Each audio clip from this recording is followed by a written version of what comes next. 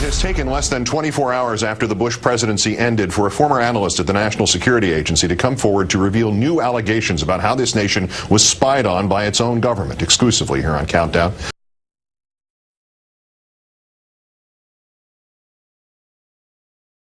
Our third story tonight, Russell Tice has already stood up for truth before this evening as one source for the revelation in 2005 by the New York Times that President Bush was eavesdropping on American citizens without warrants.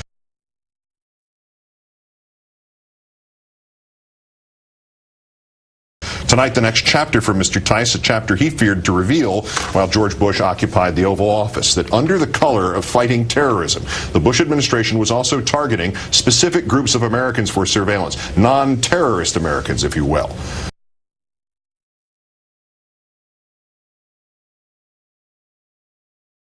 Mr. Tice prepared to name one of those groups tonight.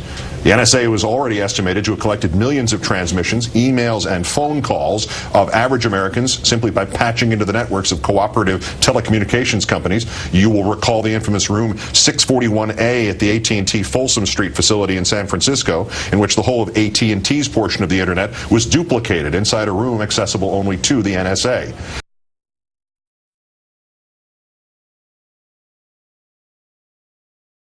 Mr. Tice, however, was also involved in another program and told us that he was first directed to focus on these specific groups in order to weed them out from legitimate surveillance targets, but ultimately concluded that the weeding out was actually an internal NSA cover story for a real goal, which was simply spying on those Americans.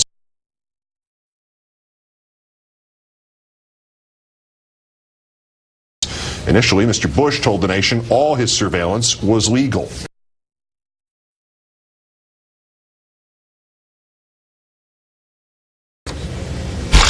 Anytime you hear the United States government talking about wiretap, a wiretap requires a court order. In the weeks following the terrorist attacks on our nation, I authorized the National Security Agency, consistent with U.S. law and the Constitution, to intercept the international communications of people with known links to Al-Qaeda and related terrorist organizations.